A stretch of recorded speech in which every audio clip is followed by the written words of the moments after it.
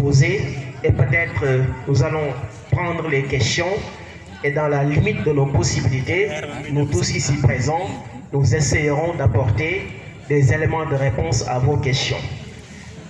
Cela étant dit, je pense que la philosophie, comme vous le savez déjà, est une réflexion, bien entendu, à laquelle vous êtes initié en classe de terminale.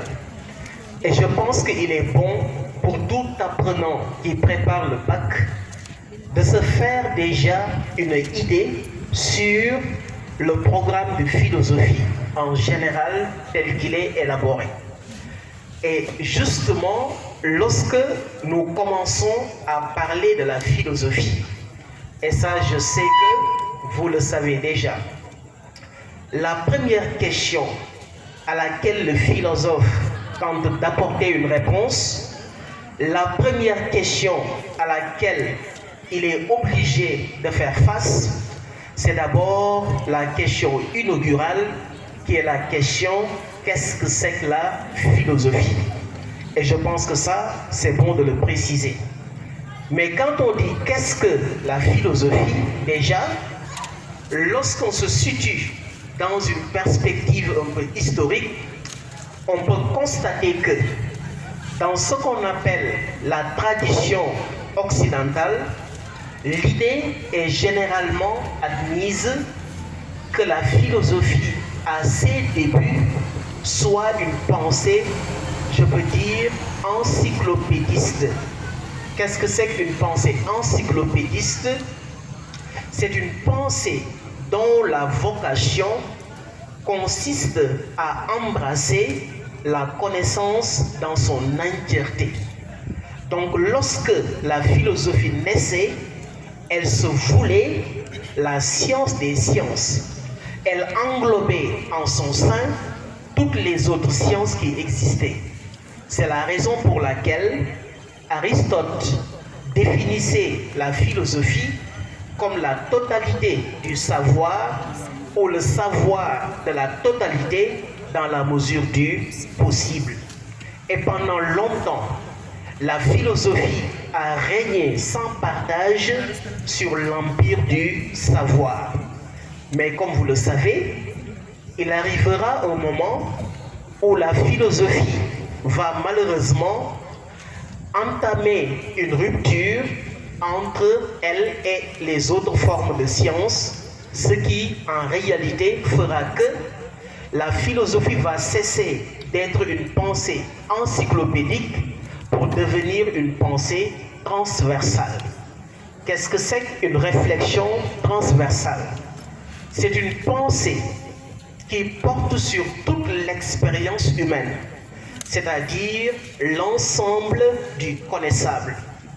Toute chose susceptible d'être connue par la raison humaine intéresse de facto la réflexion philosophique. Et c'est la raison pour laquelle la philosophie s'intéresse à toute l'expérience humaine. La philosophie s'intéresse à l'ensemble du connaissable.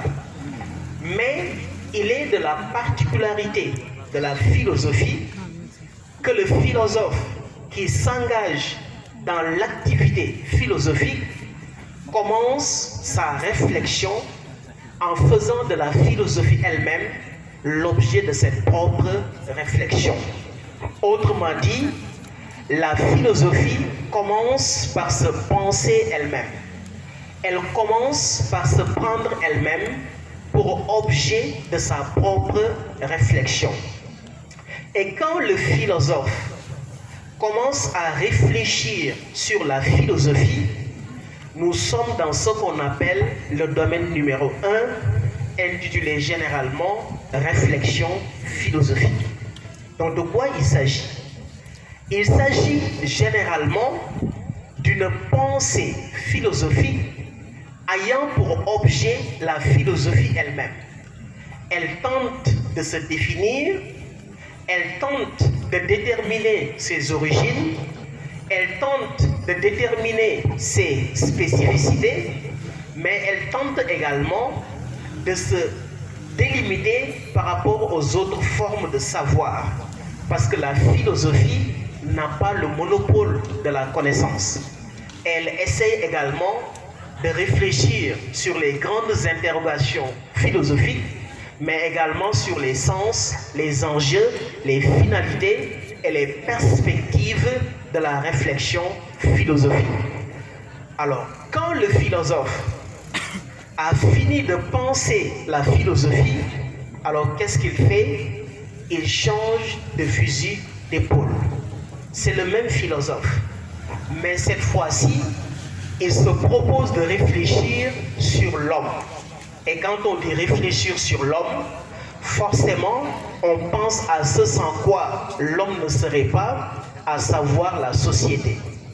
Et quand le philosophe pense l'homme dans la société, pour en montrer les aptitudes et les compétences, là nous sommes de plein pied dans le domaine 2 qui est consacré à la vie sociale. Donc qu'est-ce qu'on appelle la vie sociale? La vie sociale n'est autre chose qu'une réflexion philosophique qui porte sur l'homme en tant qu'être vivant au sein d'une société dans laquelle il interagit avec ses semblables et au sein de laquelle il développe des aptitudes et des compétences qui le distinguent naturellement des autres animaux. Et là, on parlera essentiellement pour cette année de nature et de culture, on parlera de conscience et d'inconscient, on parlera d'état et de pouvoir, on parlera également de la liberté. Ce même philosophe qui a pensé la philosophie, qui a pensé l'homme dans la société, cette fois-ci, il donne une autre réorientation à la philosophie. Et il va s'intéresser à un domaine particulier de la connaissance qu'on appelle la science. Et quand le philosophe commence à réfléchir sur la science, il produit un autre discours. Et ce discours va porter le nom d'épistémologie.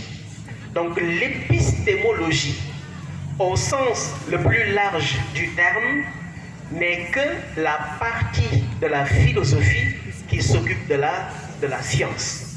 Ce même philosophe qui a pensé la philosophie, qui a pensé l'homme dans la société, qui a réfléchi sur la science, le voilà à nouveau changeant d'objet d'étude. Cette fois-ci, il se propose de réfléchir sur une activité propre à l'homme qu'on appelle l'art, qu'on appelle la création artistique, qu'on appelle le beau. Et quand il commence à réfléchir sur l'art, sur le beau, sur la création artistique, là nous sommes dans ce qu'on appelle esthétique, n'est-ce pas? Donc je pense que ça, vous le savez déjà, mais c'est bon de le préciser. Alors maintenant, nous allons essayer très rapidement de revenir un peu sur le domaine 1, comme nous l'avons déjà annoncé. De quoi il s'agit, encore une fois de plus? Il s'agit pour la philosophie de se penser elle-même. Il s'agit pour la philosophie de se prendre elle-même pour objet de sa propre réflexion. Et là, qu'est-ce qu'on va retenir? La première question, c'est quoi? D'abord, la question de la signification de la philosophie. Qu'est-ce que c'est que la philosophie? Une question extrêmement importante, mais une question extrêmement difficile. De cette question, nous retiendrons deux constatations majeures. Premièrement, la question, elle est nécessaire. On ne peut pas philosopher en faisant fi de la question « qu'est-ce que la philosophie ?» Mais cette question, quoique nécessaire, elle demeure extrêmement difficile. Elle a traversé en filigrane toute l'histoire de la philosophie. Parce que jusqu'à présent, la question demeure entière malgré des siècles et des siècles de philosophie. La question est toujours inépuisable. En réalité, vous le savez déjà, il y a un consensus, une entente minimale entre les philosophes par rapport à l'étymologie du mot philosophie. Dans la pensée occidentale, il est considéré que Pythagore de Samos est celui qui a forgé le concept de philosophie à partir de deux racines grecques, philéine et sophia. Philéine qui veut dire amour et sophia qui veut dire sagesse. Certains profs, à la place de philéine, ils préfèrent mettre le mot philos. Philos, c'est le verbe aimer. Philéine, c'est le substantif amour. Et sophia renvoie à la sagesse. Par philosophie, on entend étymologiquement amour de la sagesse. Mais là, le plus important, à mon sens, c'est de comprendre ce qu'il faut retenir à partir de l'étymologie du mot philosophie, à savoir deux choses. Premièrement, le philosophe n'est pas quelqu'un qui sait. S'il sait, la seule chose qu'il sache avec certitude, c'est qu'il sait qu'il ne sait absolument rien.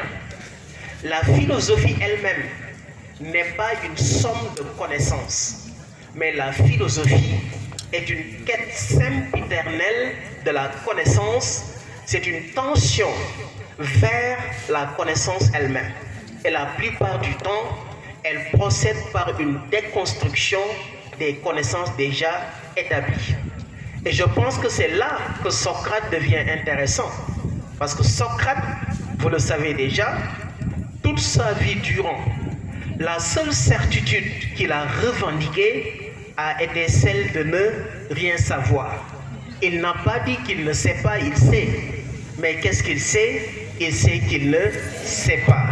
Car seul celui qui sait ne pas savoir cherche à savoir. Et c'est la raison pour laquelle, retenez-le très bien, on n'est pas philosophe parce qu'on sait tout.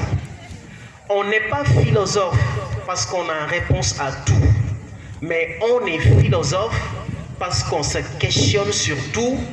On est philosophe parce qu'on voit partout matière à questionner. Et c'est la raison pour laquelle il faut bien considérer que si nous sommes là, si vous êtes là, c'est parce que nous tous, nous ne savons pas, mais quand même, Socrate ne nous invite pas à se complaire dans l'ignorance. Il nous invite plutôt à nous arracher de notre ignorance pour tendre progressivement vers la vraie connaissance. Quoique, malgré tous les efforts consentis, au bout du compte, le philosophe finira par se rendre compte qu'il n'est pas dans la capacité d'accéder à la vérité qu'il est en train de rechercher. Car comme le dit Jean-Jacques Rousseau, l'ignorance n'est ni un bien ni un mal. Elle est l'état naturel de l'homme.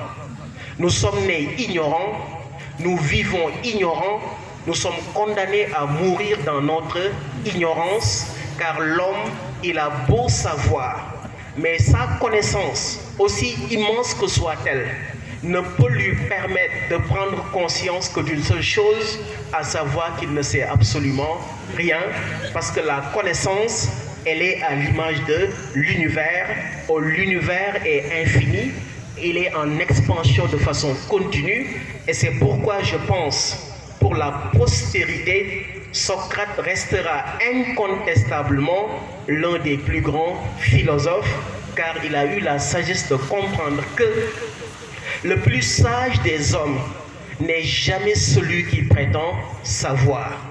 Et si l'oracle de Delphes, la Pythie, avait dit de Socrate qu'il est le grec le plus sage, c'est pas parce que Socrate prétendait savoir, c'est parce que Socrate a eu l'intelligence de comprendre que pour consacrer le temps de son vivant à la quête de la connaissance, il faut toujours s'armer de la prise de conscience de son ignorance. Et je pense que là, c'est extrêmement important. Alors, je pense que vous tous ici présents, il y a au moins 4 questions auxquelles vous devez être en mesure d'apporter de bonnes réponses. Ces 4 questions sont les suivantes. La première, depuis quand les hommes ont commencé à philosopher? Deuxièmement, où la philosophie aurait vu le jour? Troisièmement, comment la philosophie a pu voir le jour? Enfin, qui sont ceux qui sont considérés comme les pionniers, comme les précurseurs de la réflexion philosophique? La question du quand nous renvoie à la date de naissance de la philosophie. J'avoue que nous tous ici présents, nous avons été nourris à la pensée occidentale. Nous sommes en train de parler français, alors que nous ne le sommes pas. C'est pourquoi, absolument, dans la pensée occidentale dans laquelle nous sommes nourris, l'idée est admise que la philosophie soit une invention des Grecs anciens et qu'elle serait née précisément au VIe siècle avant notre ère dans la cité cosmopolite d'Ionie, plus précisément à Milet, plus précisément à l'école de Milet fondée par Thalès de Milet. Ça, je pense que c'est des éléments d'histoire. Mais cette thèse est loin d'être absolue, parce que la Grèce elle-même, si on se fie aux thèses du professeur Cheikh Anta Diop, la Grèce a été instruite par l'Égypte antique et qu'en réalité, l'Égypte serait la terre natale de la civilisation humaine et que cette civilisation aurait été l'œuvre d'hommes de couleur noire comme vous et moi.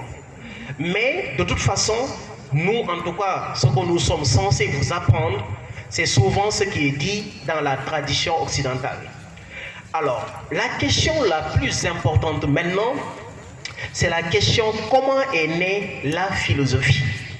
Qu'est-ce qui a bien poussé les hommes à éprouver le besoin de philosopher? Voilà la bonne question. Alors, en restant dans la perspective de la pensée occidentale, on vous a dit, et ça tout le monde le sait, que la philosophie est née à partir du passage du mythos au logos. Donc, c'est comme qui dirait que l'homme, parce que ça c'est la vérité, l'homme il est né animal, mais il a un certain nombre de besoins qui le placent au-dessus de l'animal, qui l'anoblit et le place au-dessus de la bête. Et parmi ces besoins, il y en a un qui est intrinsèque à la nature humaine, qui est consubstantiel à l'homme, et ce besoin, nous allons l'appeler le besoin de connaissance. Si vous êtes là, c'est parce que vous êtes mus par le besoin de connaître. Et que depuis que l'homme est sur terre, il n'a jamais cessé de repousser les limites de la connaissance. Alors c'est pourquoi l'humain n'a pas attendu la naissance de la philosophie pour rechercher la connaissance. Parce que ce besoin n'est pas né avec la philosophie, c'est un besoin qui est né avec l'homme. Et c'est pourquoi dans la Grèce antique, avant la naissance de la philosophie, pour répondre aux questions qui se posaient sur le monde, les Grecs se fondaient essentiellement sur ce qu'on appelle le mythe. Le mythe qui est un récit imaginaire, fabuleux, d'origine populaire, qui explique le début ou la fin de toute chose en faisant intervenir très souvent des êtres surnaturels. Je pense que vous devez tous comprendre que le mythe a prévalu en Grèce avant la naissance de la philosophie. Et les Grecs expliquaient tous les phénomènes naturels en se fondant sur l'évocation des dieux, n'est-ce pas? Il y avait Zeus, le dieu souverain, ses fils et ses filles, ils vivaient dans l'Olympe ou dans le Panthéon et ils décidaient de tout ce qui se produit dans la police, c'est-à-dire dans la cité des hommes. Et c'est la raison pour laquelle la pensée humaine chez les Grecs, avant la naissance de la philosophie, se limitait à ce polythéisme-là qui se fondait essentiellement sur le mythe comme forme d'explication des phénomènes naturels. Mais quand on est arrivé au VIe siècle en Ionie, il s'est produit ce qu'on appelle le miracle grec, qui a eu comme conséquence la laïcisation de la pensée, et c'est là qu'on va voir émerger une nouvelle classe de penseurs résolument engagés à tourner le dos aux dieux pour tenter d'expliquer le monde autrement en se fondant essentiellement sur l'usage de la raison. Un mot extrêmement important en philosophie, c'est le mot raison. Parce que la philosophie est née avec l'usage de la raison. La philosophie est née avec l'invention du logos. Et quand je parle de raison, ça vient du grec logos ou du latin ratio, qui veut dire compter. La raison au sens large du terme se définit comme la faculté de connaître.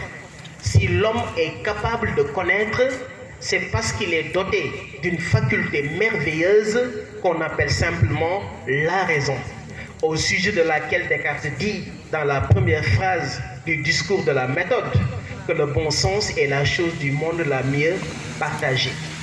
Alors donc ici je pense que mettons l'accent sur le rôle que la raison joue dans l'investigation philosophique. Alors autre aspect, les premiers philosophes, on les appelle les présocratiques parce qu'ils sont les devanciers de Socrate.